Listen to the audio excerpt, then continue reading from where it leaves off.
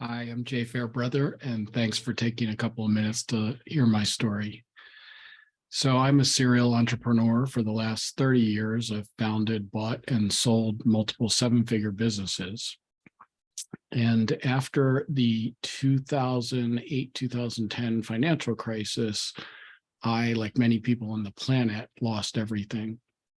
So I quite literally went from being a multimillionaire living in a mansion to living in my friend's basement without even a car.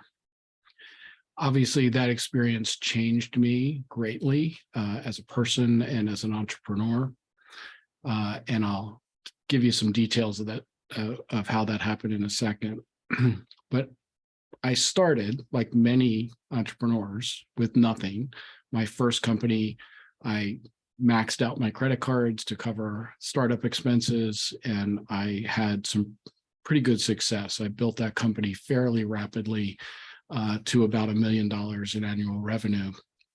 But I was overworked, stressed, overwhelmed, and lonely, like most entrepreneurs. So I actually vividly remember 25 years ago walking out of my first entrepreneur mastermind meeting that I attended, and I said to myself, oh my God, I finally found my tribe. That was the start of my journey in participating in entrepreneur masterminds, and it's truly been life-changing for me. In fact, the person whose basement I lived in was in one of those masterminds, a mastermind that I ended up in, staying in for 17 years.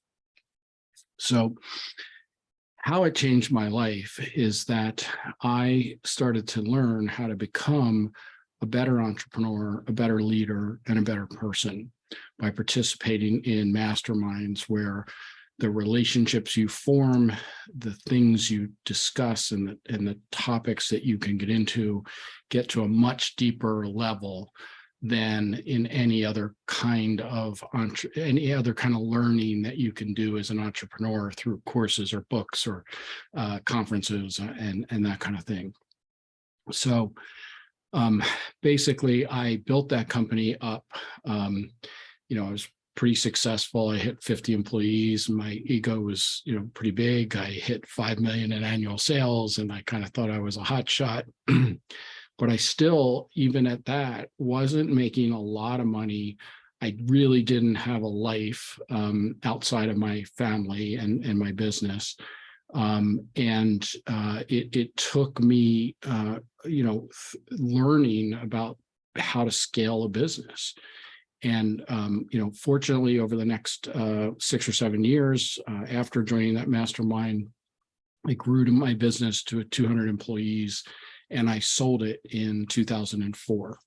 And I'm consider myself still very fortunate. I'm one of the, very small percentage of entrepreneurs who ever gets to sell a business. So the next few years were great, obviously.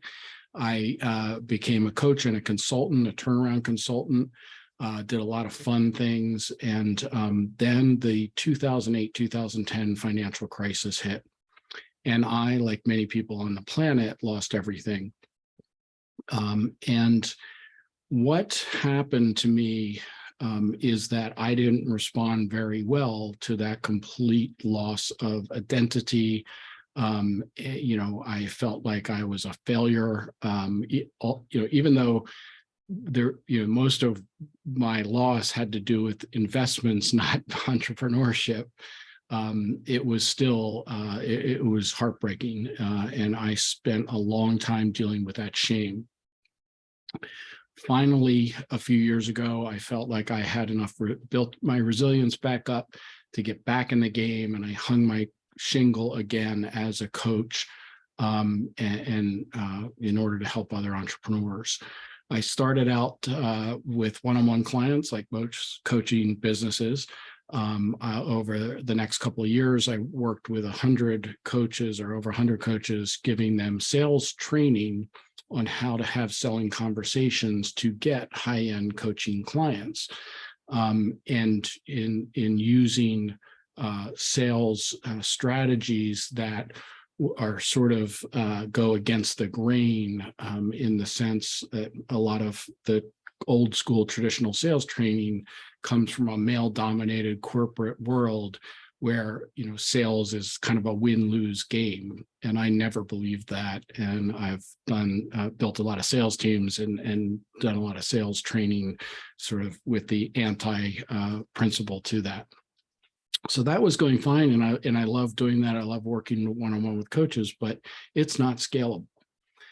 It's also not my passion. Well, I love it, but it's not my passion. And so, like many coaches, when we start out, we kind of, you know, do a little bit of one of these. We try different things. We sort of go down some different roads. And at one point, I had an epiphany, and I completely stopped in my tracks. I stopped doing the sales training and pursuing that and some other things I was doing.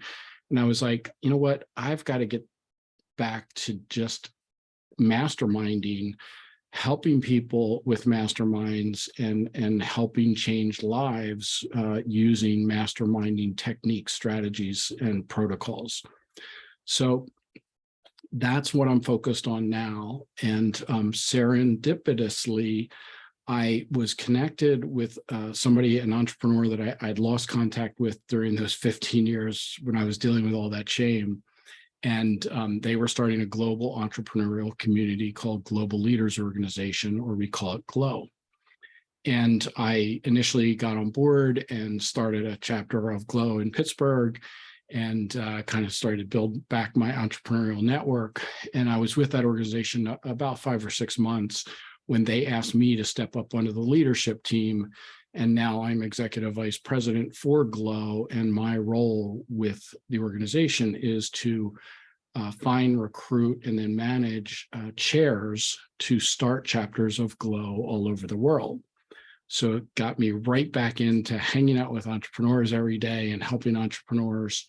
But most importantly, and why it relates to this story I'm telling you, is that one of the main value propositions in GLO is that we place entrepreneurs in masterminds in the cities where we have chapters.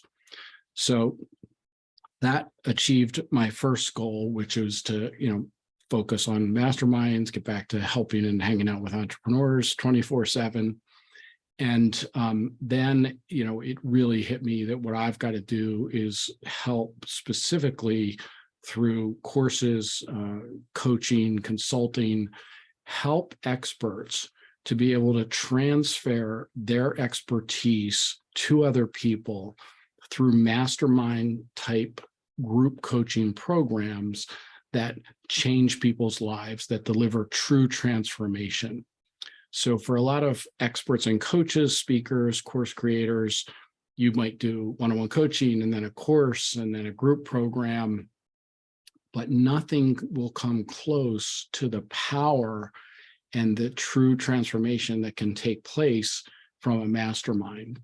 So what I do now is I teach people how to create masterminds. Obviously, I run some of my own masterminds, but more importantly, I am on a mission to try to elevate the concept of group coaching in our coaching, consulting, expert industries by trickling down some of the masterminding strategies and techniques into your other programs, because especially in a post-COVID world, what we all really want is connection.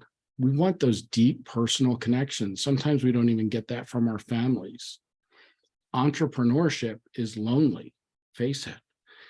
Often we can't even talk to our significant other or our families about some of the issues we go through as entrepreneurs. I remember in my early days as an entrepreneur, I couldn't go home to my wife at the time and say, you know, honey, you know, she says, you know, how was your day? And I say, oh, it was great.